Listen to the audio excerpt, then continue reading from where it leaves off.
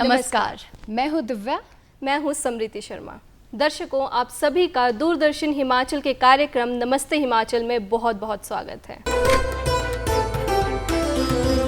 आज हम जो आपके लिए विषय लेकर आए हैं वो जुड़ा है ग्रामीण विकास और कृषि समुदाय से। क्यों दिव्या? जी हाँ समृति, अगर बात करें कृषि की तो हम सभी जानते हैं कि कृषि कितना इम्पोर्टेंट है और जब ग्रामीण क्षेत्रों का विकास होगा तभी हमारे देश का विकास जो है संभव है। और इसी के साथ ही दर्शकों आपको बताना चाहेंगे कि हमारे जो ग्रामीण क्षेत्रों में हिमाचल प्रदेश में 90% पॉपुलेशन रहती है और ग्रामीण क्षेत्रों का विकास होना बहुत ज़्यादा इम्पॉर्टेंट है। और ग्रामीण क्षेत्रों की जो आर्थिकी को सुदृढ़ बनाने के लिए नाबार्ड की अहम भूमिका रहती है। नाबार्ड हर तरह से किसानों को हेल्प करता है और सबसे महत्वपूर्ण बात दर्शकों ये है कि इस वर्ष जो है नाबार्ड अपना 42वां स्थापना दिवस मनाने जा रहा है और डेफिनेटली कहीं ना कहीं आर्थिकी अगर गांव की मजबूत होगी तो देश की इकॉनमी जो है वो सुधर जाएगी। और आज का हमारा टॉपिक है कृषक उत्पादक संगठन और इस विषय पर महत्वपूर्ण चर्चा करने के लिए आज हमारे स्टूडियो में मौजूद है स्नेह पांडे जी, जो कि असिस्टेंट मैनेजर नाबार्ड हैं।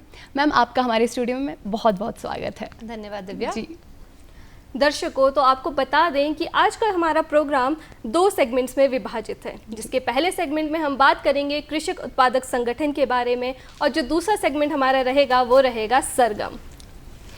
तो मैम, आपसे सबसे पहले हम नाबार्ड के विषय में जानना चाहेंगे कि नाबार्ड क्या है, ये किस तरह से कार्य करता है और इसके मुख्य उद्देश्य क्या है। नाबार्ड राष्ट्रीय कृषि और ग्रामीण विकास बैंक है, जिसकी स्थापना 12 जुलाई 1982 को सेवारमन कमेटी की संस्तुति पर हुई थी। जी। नाबार्ड के कार्यों को हम 3 भागों में बांट सकते हैं। पहला विकासात्मक, जो कि डेवलपमेंटल है, दूसरा पुनर्वित्त, जिसे हम रीफाइनेंस बोलते हैं, और तीसरा है पर्यवेक्षी, जिसे हम सुपरवाइजरी बोलते हैं। जी।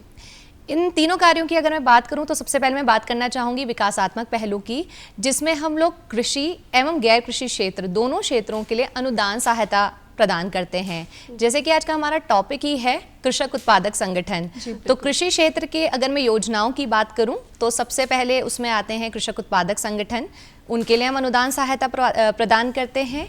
दूसरा, जनजातीय क्षेत्रों के विकास के लिए हिमाचल प्रदेश में किन्नौर, लाहौल स्पीति और चंबा जैसे जिलों में हम लोग जनजातीय विकास कार्यक्रम चलाते हैं, जिसमें हम एक वाड़ी के माध्यम से, वाड़ी मैं आपको बताना चाहूँगी, एक छोटा सा बगीचा 1 एकड़ या आधा एकड़ का होता है, जिसके माध्यम से, वाड़ी के माध्यम से हम लोग किसानों को, जो छोटे और सीमांत किसान हैं, मैं यहाँ पे स्पेसिफाई करना चाहूँगी, उनकी आय को बढ़ाने के लिए हम एक 6 साल का प्रोजेक्ट सैंक्शन करते हैं, जिसमें 6 साल तक हम अनुदान सहायता प्रदान करते हैं।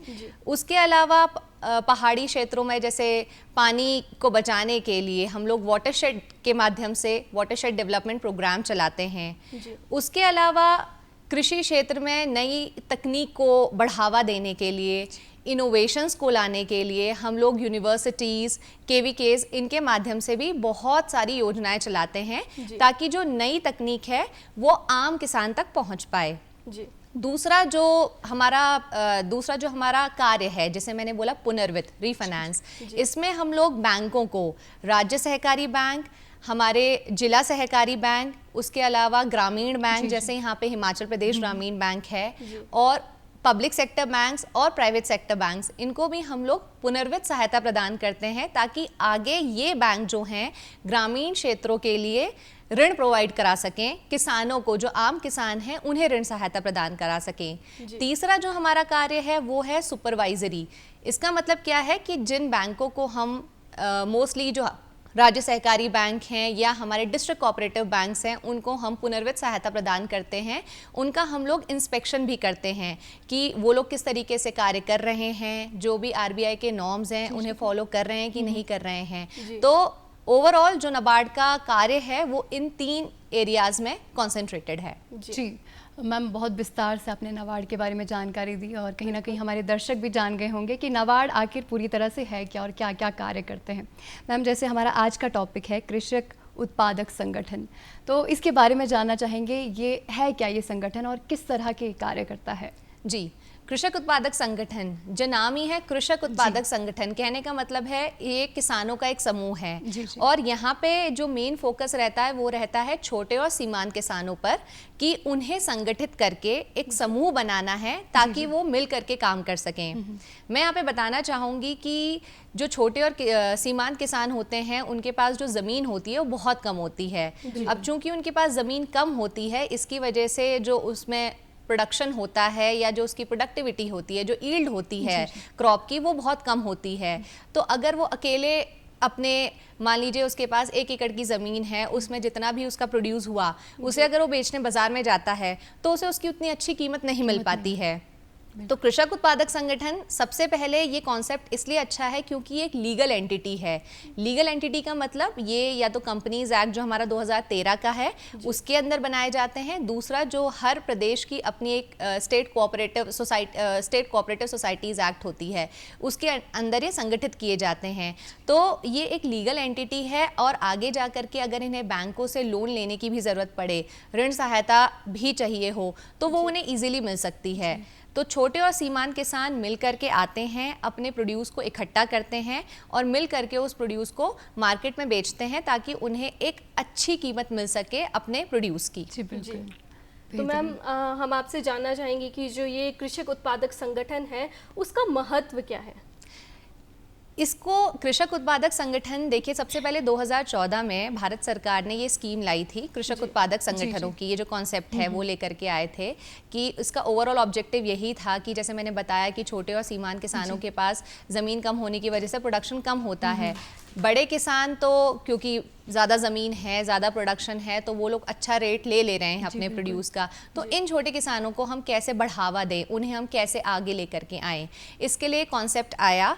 उसके अलावा कृषक उत्पादक संगठन केवल उनका काम यहीं तक सीमित नहीं है कि आप अपने प्रोड्यूस को इकट्ठा करें और आगे जा कर के बेचें। उसका ऑब्जेक्टिव एक ये भी है कि वो लोग आगे जा कर के एक बड़ी कंपनी भी बनाएं। जैसे मैं आपको एक एग्जांपल देना चाहूँगी, महाराष्ट्र में सह्याद्री फार्म्स करके एक कंपनी है, तो वो बहुत सारे कृषक उत्पादक संगठनों का एक समूह है, फेडरेशन जिसको हम बोलते हैं, और वो लोग अंगूर पे कार्य करते हैं। ऐसे ही हिमाचल की अगर हम बात करें, सेब यहाँ की मेन क्रॉप है, तो हमारे बहुत सारे कृषक उत्पादक संगठन जो कि किन्नौर जिले, शिमला जिले में हैं, वो सेब में कार्य करते हैं। तो वो भी मिल करके, बहुत सारे कृषक उत्पादक संगठन जो हैं मिल करके एक फेडरेशन बना सकते हैं ताकि वो एक बड़े लेवल पे और अच्छे से कार्य कर सके। जैसे एक कंपनी होती है जो कि बड़े लेवल पे कार्य करती है। तो इसका जो अल्टीमेट ऑब्जेक्टिव है वो यही है कि ये किसान धीरे धीरे, मतलब स्टेप बाय स्टेप आगे बढ़े और आगे जा कर के एक बड़े लेवल पे कार्य करे और छोटे से ये भी बड़े बन जाए। जी बिल्कुल, बहुत खूबसूरत तरीके से मैम ने बताया कि छोटे किसानों के प्रोत्साहन के लिए ये जो कृषक उत्पादक संगठन है बनाया गया। तो मैम, ये जो कृषक उत्पादक संगठन है, नाबार्ड की इसमें क्या भूमिका रहती है? जी देखिए, नाबार्ड कृषक उत्पादक संगठनों को बढ़ावा देने के लिए हम लोग कृषक उत्पादक संगठनों को बनाते भी हैं हमारे एनजीओ के माध्यम से। यहाँ पे हम एनजीओ को बोलते हैं प्रोड्यूसर ऑर्गेनाइजेशन प्रमोटिंग इंस्टीट्यूशंस। उनको हम कृषक उत्पादक संगठन बनाने के लिए प्रोजेक्ट सैंक्शन करते हैं और वो जाकर के फील्ड में जाकर के कृषक उत्पादक संगठनों को संगठित करते हैं। उनका रजिस्ट्रेशन कराना, वहाँ पे लोगों को मोबिलाइज करना कि आप आइए और इस समूह का हिस्सा बनिए। उसके अलावा उनका बिजनेस प्लान तैयार करना, क्योंकि अल्टीमेटली हम उसे एक जो कृषक उत्पादक संगठन है उसे हम एक चैरिटी के तौर पर नहीं, उन्हें एक बिजनेस ओरिएंटेशन देना चाहते हैं कि आप आगे जा कर के एक 3 या 4 साल के बाद आप एक प्रॉपर कंपनी की तरह काम करेंगे। तो नाबार्ड का जो सपोर्ट रहता है इनिशियली 3 साल के लिए रहता है। 3 साल के लिए हम अनुदान सहायता प्रोवाइड करते हैं, जिसमें हम उनके जो बोर्ड ऑफ डायरेक्टर्स हैं उनकी ट्रेनिंग के लिए, उसमें एक सीईओ अपॉइंट होता है, चीफ एग्जीक्यूटिव ऑफिसर, उसकी सैलरी के लिए, उसके अलावा बहुत सारे कंपोनेंट्स के लिए हम अनुदान सहायता प्रदान करते हैं पहले 3 साल के लिए। फिर वही 3 साल के अंत तक अगर उनकी जो शेयर होल्डर्स हैं, हम यहाँ पे मेंबरशिप की बात करते हैं कि जो उसके मेंबर्स रहेंगे, और शेयर होल्डर्स मतलब कि जो एक शेयर खरीदेंगे एफपीओ का, क्योंकि अल्टीमेट ऑब्जेक्टिव हमारा क्या है कि वो लोग एफपीओ से जुड़े रहें लंबे समय तक। तो उसके लिए क्या होता है, एक एफपीओ एक अपना शेयर प्राइस रखता है, 100 रुपये, 500 रुपये, डिपेंडिंग ऑन उनकी जैसी भी उनकी स्थिति है। जी। तो कोई भी किसान अगर उस पर्टिकुलर एफपीओ से जुड़ना चाहता है तो वो सबसे पहले शेयर खरीदेगा और उसकी मेंबरशिप ले लेगा, तो वो एक तरीके से उसका शेयर होल्डर बन जाएगा। जी। तो वो शेयर होल्डर्स अगर 3 साल के अंत तक 200 हो जाते हैं तो हम उनको फर्दर चौथे और 5वें साल के लिए फिर अनुदान सहायता प्रदान करते हैं। ये तो एक नॉर्मल उनकी वर्किंग के लिए हम लोग अनुदान सहायता प्रदान करते हैं। हमारा जो ऑब्जेक्टिव ये है कि 3 या 4 साल तक हम उन्हें सपोर्ट प्रोवाइड करते रहें ताकि वो अपने आप में इतने सक्षम हो जाएं कि आगे जा करके उन्हें नाबार्ड के अनुदान की कोई ज़रूरत ना पड़े। वो बैंक से ऋण लेकर के या आगे किसी भी तरीके से काम करके अपने काम को आगे बढ़ाते रहें। उसके अलावा ये एक पार्ट है। उसके अलावा हम लोग एक बिजनेस डेवलपमेंट असिस्टेंस होता है कि जिसमें हम लोग क्या करते हैं कि अगर कोई भी कृषक उत्पादक संगठन है जैसे अगर मान लीजिए सेब का है, उन्हें कोई एप्पल की ग्रेडिंग या पैकिंग मशीन लगानी है तो उसके लिए भी इंफ्रास्ट्रक्चर डेवलपमेंट के लिए भी हम उन्हें अनुदान सहायता प्रदान करते हैं। तो मेजरली हम इस तरीके से जो एफपीओज हैं, जो कृषक उत्पादक संगठन हैं, उन्हें सहायता प्रदान करते हैं। जी मैम, आपने बहुत अच्छा बताया कि आप कृषक उत्पादन संगठन को नाबार्ड है जो सहायता प्रदान करता है। तो हम आपसे जानना चाहेंगे कि उसका क्राइटेरिया क्या रहता है? क्राइटेरिया जैसे देखिए मैंने आपको शुरुआत में ही बताया, इसमें जो हम किसानों को लेते हैं वो रहते हैं छोटे और सीमांत किसान। तो जब भी कोई भी हमारी जो एनजीओ है वो हमारे पास एक प्रपोजल लेकर के आती है कि हमें इस जगह पे कृषक उत्पादक संगठनों को बनाना है, तो उसमें हम सबसे पहले यही देखते हैं कि जिन किसानों को वो ले रहे हैं कि वो जो हैं छोटे और सीमांत किसान हों, वो एक किसी पर्टिकुलर एक्टिविटी पे काम कर रहे हों कि जैसे कि अगर सेब का एरिया है तो वो लोग सेब पे काम कर रहे हैं या सब्जियों पे काम कर रहे हैं या दूध पे काम कर रहे हैं। तो मेजरली हम लोग ये चीज़ें देखते हैं। जी आपने पहले बात की जैसे कृषक उत्पादक संगठन में जैसे नाबार्ड की भूमिका के बारे में, तो इसका पंजीकरण कैसे करें, रजिस्ट्रेशन कैसे कर सकते हैं इस चीज़ का? पंजीकरण 2 तरीके से होता है। एक तो होता है कंपनीज एक्ट के थ्रू। कंपनीज एक्ट जो 2013 का है, तो जो मिनिस्ट्री ऑफ कॉर्पोरेट अफेयर्स है उसका अपना एक पोर्टल है, तो इसका तो पूरा माध्यम ही ऑनलाइन है कि आप उस पोर्टल में जा करके रजिस्ट्रेशन पंजीकरण करा सकते हैं। दूसरा क्या है, जो स्टेट कोऑपरेटिव एक्ट है, तो जो यहाँ पे RCS होता है, रजिस्ट्रार ऑफ कोऑपरेटिव सोसाइटीज, उनके पास जा करके भी जो कृषक उत्पादक संगठन है वो अपना पंजीकरण करा सकते हैं। जी तो मैम, जैसे आपने पहले बताया था कि जो कृषक उत्पादक संगठन है वो समूह में काम करता है। जी। तो फिर ये जो समूह है वो किस तरह से छोटे किसानों को बाजार तक पहुंचने में सहायता करता है? हम लोग जैसे एनजीओ POPI जिसे हम बोलते हैं, POPI को हम लोग प्रोजेक्ट सैंक्शन करते हैं कि आपने कृषक उत्पादक संगठनों को बनाना है और अगले 3 या 5 सालों तक उनकी पूरी हैंड होल्डिंग करनी है। तो जो पॉपी है उसका यही काम है कि ना वो केवल उनको पंजीकृत करे या उनको एक साथ लेकर के आए, बल्कि आगे उनका जो प्रोड्यूस है उसे बाजार तक कैसे पहुंचाना है। अच्छे जो एक तो है कि बाजार तक, मंडी तक पहुंचाना है उनका प्रोड्यूस। दूसरा ये है कि आजकल बहुत सारी जैसे ई-कॉमर्स वेबसाइट्स हैं हमारी, बिग बास्केट है, ग्रोफर्स है, जिसमें आपको आपके सब्जियां या फल मिल जाते हैं। तो इनके साथ कैसे टाई अप करना है, जो बड़े बड़े रिटेल आउटलेट्स हैं उनके साथ कैसे टाई अप करना है, सुपरमार्केट्स के साथ कैसे टाई अप करना है, क्योंकि ये जो बड़े बड़े प्लेयर्स हैं ये बेटर प्राइस प्रोवाइड करते हैं रादर देन अगर आप मंडी में जो एक नॉर्मल तरीके से हम लोग बेचते हैं। तो एक तो ये पॉपी की एक अहम भूमिका रहती है कि मार्केटिंग सपोर्ट, क्योंकि अल्टीमेटली जब तक प्रोड्यूस मार्केट होगा नहीं उनकी इनकम कैसे बढ़ेगी। अभी भी वो लोग क्या है, किसान जो है, जो छोटा किसान है, वो अभी भी मंडी में जाकर के बेच रहा है। तो कृषक उत्पादक संगठन बनाने का फिर मतलब ही क्या रह गया कि अगर वो उनकी इनकम को ना बढ़ा सके, उनको एक बेटर मार्केटिंग अपॉर्चुनिटी ना प्रोवाइड करा सके, तो जब तक वो नहीं होगा तो कृषक उत्पादक संगठन एक तरीके से हम बोलेंगे कि बहुत ज़्यादा प्रोग्रेस नहीं कर पाया है। तो मेन ऑब्जेक्टिव है कि एक तो उनको बिजनेस ओरिएंटेशन प्रोवाइड करना कि आप इस समूह में अगर आए हैं तो उसका अल्टीमेट ऑब्जेक्टिव ये है कि आगे जाके आपने इसको और बढ़ाना है। आपने आज इतने तक सीमित नहीं रहना है, साल दर साल जो आपका टर्नओवर है वो बढ़ना चाहिए, वो हमेशा आगे ही जाना चाहिए, ताकि जब टर्नओवर बढ़ेगा तो अपने आप ही किसान की इनकम भी बढ़ेगी और उसके अलावा आपको बेटर मार्केटिंग अपॉर्चुनिटीज़ मिलें, आपको बड़े बड़े जो मार्केटिंग प्लेयर्स हैं उनके साथ आपका टाई अप हो, ताकि इवेंचुअली जो है ओवरऑल ऑब्जेक्टिव यही है कि आपकी इनकम जो है वो बढ़े। जी, तो बहुत क्या इसके लिए कोई प्रशिक्षण का प्रावधान है? जी बिल्कुल, जैसे मैंने बताया कि हम लोग नाबार्ड जो है बोर्ड ऑफ डायरेक्टर्स और जो सीईओ होते हैं, क्योंकि किसी भी, मैं बताना चाहूँगी यहाँ पे, किसी भी कृषक उत्पादक संगठन की अगर हम चाहते हैं कि वो सफल हो, उसके लिए बहुत ज़रूरी है कि जो उसका जो मुख्य कार्यकारी अधिकारी है, जो सीईओ हो, वो एक्टिव हो, वो एक्टिवली उनकी जो डे टू डे वर्किंग है उसमें रुचि ले, और उसका अपना खुद का भी एक बिजनेस ओरिएंटेशन होना चाहिए कि मुझे आज के 5 साल के बाद या आज के 10 साल के बाद अपने इस समूह को कहाँ लेकर के जाना है, क्योंकि वो एक लीडर का काम करता है किसी भी कृषक उत्पादक संगठन में। दूसरे आते हैं उसके बोर्ड ऑफ डायरेक्टर्स, जो कि मुख्य कार्यकारी अधिकारी के साथ मिल करके डिसीजंस लेते हैं कि हमें अब एफपीओ में आगे 4 साल के बाद या 5 साल के बाद हमें इसमें क्या करना है। तो उसके लिए हम उनको प्रशिक्षण प्रोवाइड करते हैं, जिसमें बहुत तरह के हम लोग ट्रेनिंग्स करवाते हैं, जैसे कि हम लोग जैसे डायरेक्टरेट ऑफ एग्रीकल्चर है, इनके साथ मिलकर के कुछ ट्रेनिंग्स करवाते हैं, हॉर्टिकल्चर डिपार्टमेंट के साथ मिलकर के ट्रेनिंग्स करवाते हैं। उसके अलावा फाइनेंस के पॉइंट ऑफ व्यू से कि आपको अपनी जो बुक्स ऑफ अकाउंट्स हैं वो कैसे मेंटेन करके रखनी है, क्योंकि ये बहुत ज़रूरी है कि जो आपका फाइनेंशियल पार्ट है वो बिल्कुल ठीक हो, क्योंकि इनका जो है, जो कृषक उत्पादक संगठन होते हैं, इनका हर साल ऑडिट भी होता है। तो ऑडिट पॉइंट ऑफ व्यू से जो मुझे लगता है कि बुक कीपिंग और रिकॉर्ड कीपिंग, कि आपने कहाँ कितना बेचा, कहाँ से कितना पैसा आया, बैलेंस शीट कैसे बनानी है, ये सारी चीज़ों पे उनको बहुत ज़्यादा फोकस करना चाहिए। तो इन सब एरियाज़ में हम उनको ट्रेनिंग प्रोवाइड करते हैं। उसके अलावा ये तो है कि एक क्लासरूम आपने ट्रेनिंग प्रोवाइड करा दी।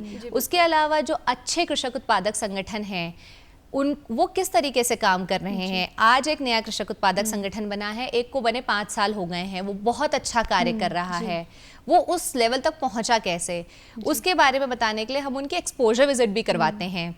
जैसे हिमाचल में बहुत सारे हमारे कृषक उत्पादक संगठन हैं जो बहुत अच्छा कार्य कर रहे हैं, मतलब नाबार्ड का अनुदान सहायता खत्म होने के बाद भी वो लोग अपने लेवल पे बहुत अच्छा काम कर रहे हैं। तो जो थोड़े से वीक हैं या फिर जो बिल्कुल नए बने हैं, उन्हें कैसे मोटिवेशन मिले कि उन्हें भी एक अच्छा कार्य करना है, उसके लिए हम एक्सपोजर विजिट भी करवाते हैं उनकी। जी, बहुत खूबसूरती से आपने इतनी महत्वपूर्ण जानकारी दी।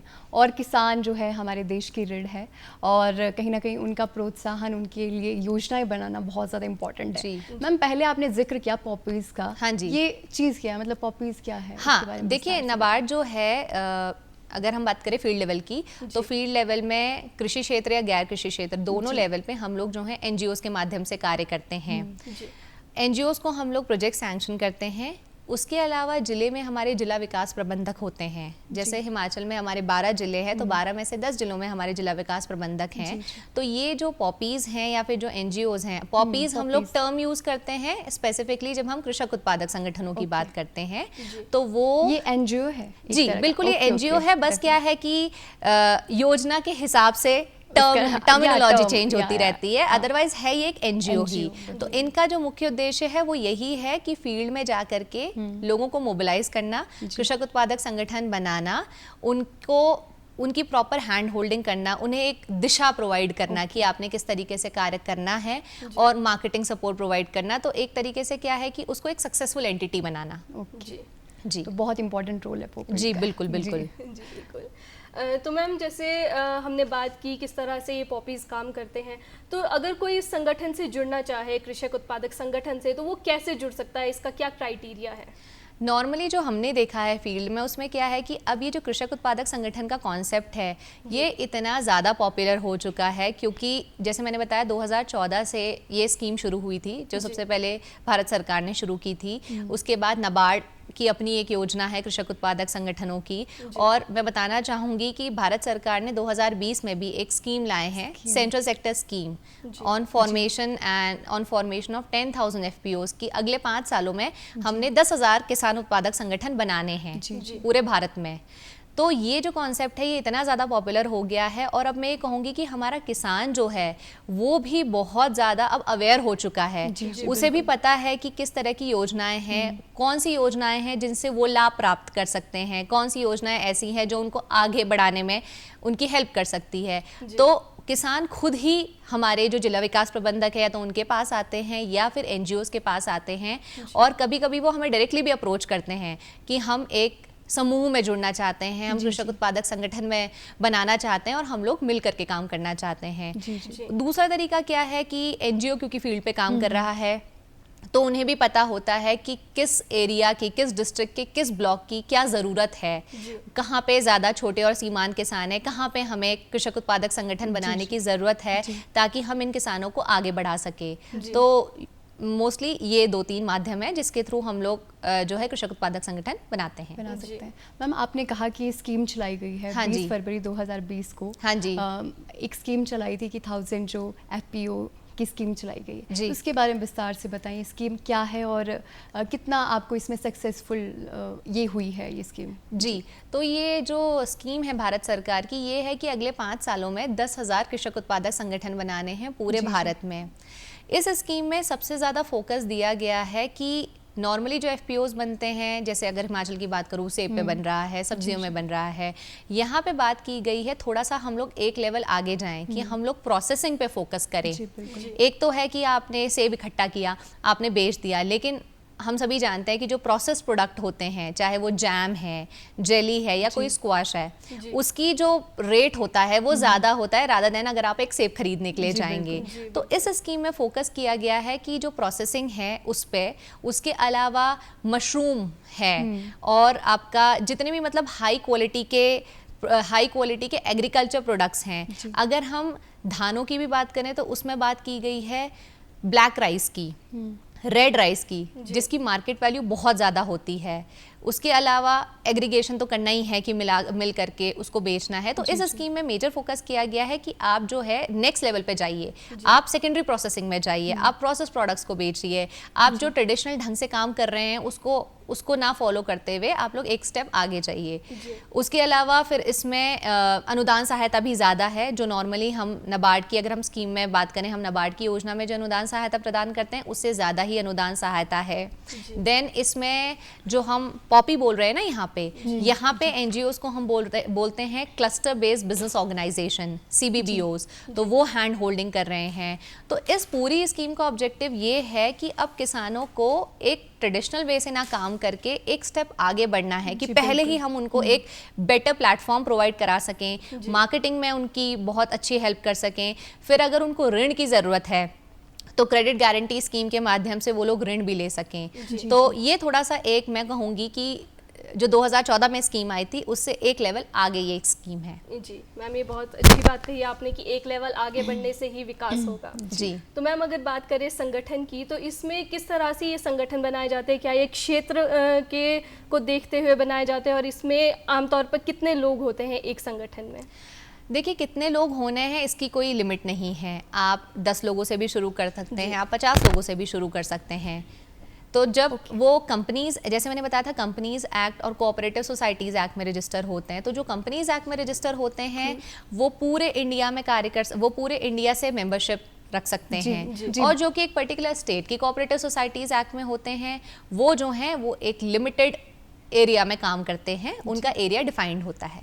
मैम, आपने बहुत खूबसूरत जानकारी दी कि किस तरह से आप लोग जो नाबार्ड है वो कितना हेल्प करता है, कृषकों के सपोर्ट में आता है और जो छोटे किसान के लिए काफ़ी ज़्यादा अच्छा है। उम्मीद करते हैं दर्शकों ने काफ़ी ज़्यादा जानकारी आज प्राप्त कर ली होगी और कहीं ना कहीं जो लोग इस चीज़ को अच्छे से नहीं समझते थे या फिर हिचकिचाते थे, तो डेफिनेटली मैम ने बताया कि छोटे किसानों के लिए कितना कुछ और कितनी आशा की उम्मीद है नाबार्ड से मिल रही है और इतनी सारी स्कीम्स से जा रही है। एक बात और बोलना चाहूँगी छोटी सी, नाबार्ड हिमाचल प्रदेश में कृषि निदेशालय के साथ मिलकर के हम लोग 20 कृषक उत्पादक संगठन प्राकृतिक खेती पे बनाने वाले हैं, जिनमें से 7 हम ऑलरेडी बना चुके हैं। तो हम लोग इस क्षेत्र पे भी जो भारत सरकार का जो ओरिएंटेशन है उसके साथ मिलकर के हम लोग कार्य कर रहे हैं। जी मैम, आपने इतनी महत्वपूर्ण जानकारी हमारे दर्शकों को दी और यहाँ हमारे लिए इतना वक्त निकाला, उसके लिए आपका बहुत बहुत धन्यवाद। जी दर्शकों, उम्मीद करते हैं कि आज का कार्यक्रम आपको बहुत पसंद आया होगा, क्योंकि कृषि जो है, जैसे मैंने पहले भी बताया कि रीढ़ है हमारे समाज की और कृषि क्षेत्र में प्रोत्साहन मिलना चाहिए। और इसी के साथ ही आज के अंक में बस इतना ही, और आप बने रहिए हमारे नेक्स्ट सेगमेंट के लिए, सरगम के लिए, और हम सभी को दीजिए इजाज़त। नमस्कार।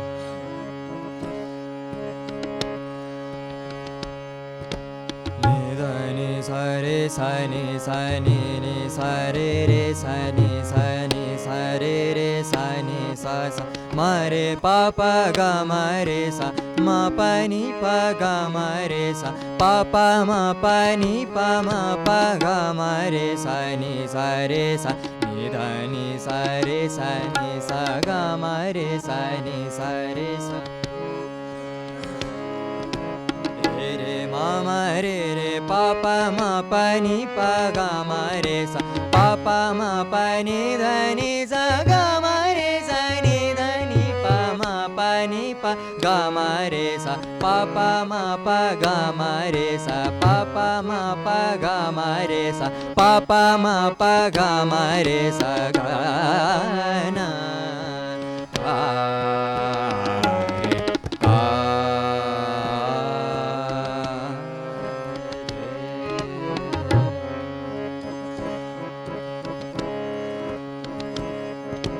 सा सा रे रे पा पा मा पा नी पा पा गा मा रे सा नी सा रे सा नी सा नी ध नी सा रे सा गा मा रे सा नी सा सा रे पा पा मा पा नी पा पा गा मा रे सा नी सा नी ध नी सा रे सा गा मा रे सा नी रे पा पा मा पा नी पा पा मा पा पा पा मा पा नी पा मा पा गा मा रे सा नी सा रे सा नी सा नी ध नी सा रे सा गा मा रे सा नी ध नी सा रे सा नी सा रे सा नी सा रे सा नी सा मा रे पा पा गा मा रे सा मा पा नी पा गा मा रे पा पा मा पा नी पा मा पा गा मा रे सा रे सा पा पा मा पा नी पा मा पा गा मा रे सा रे पा पा मा पा नी पा मा पा गा मा रे सा नी ध नी सा रे सा गा मा रे सा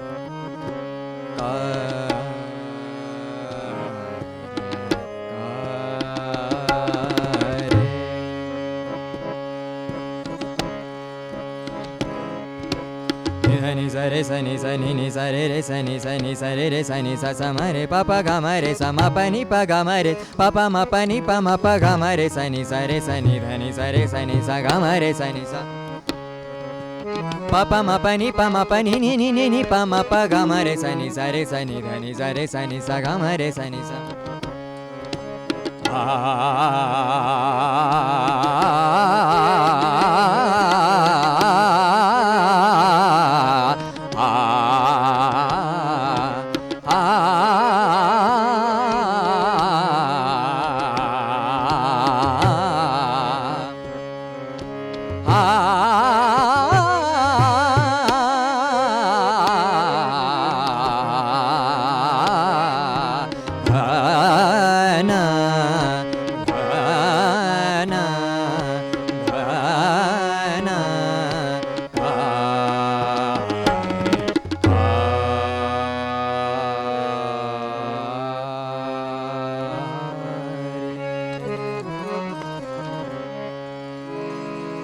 बोले रे पपी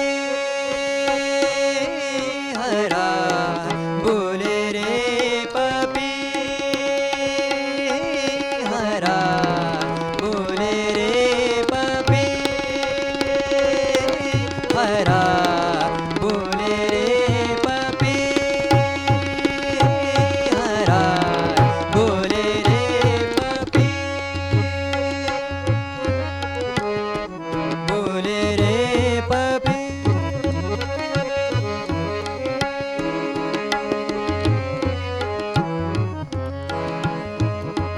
पापा मा पा नी पा मा पा गा मा रे सा नी सा रे सा गा मा रे सा नी सा गा मा रे सा नी सा रे सा बोले रे पपी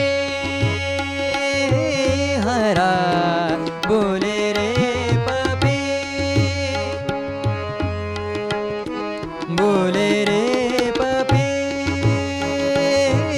हरा अब घना गरजे रे अब घना गरजे बोले रे पपी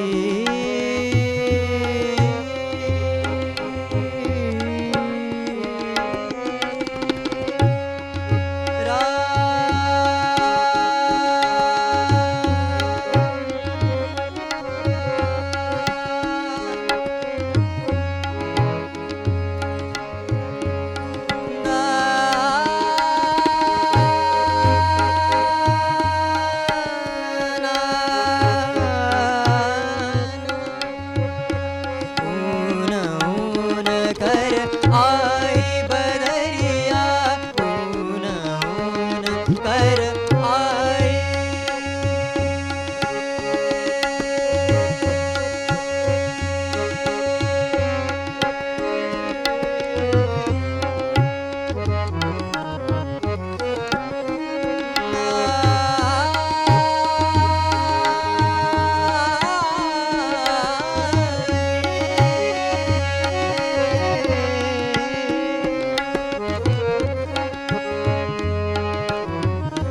ऊन ऊन कर आई बदरिया, बरसन लागी सदा रंगीले। मोहम्मद शाह दामिनी सी कौंद चांद, मोरा जियरालर जे बोले रे पपी। बोले रे पपी।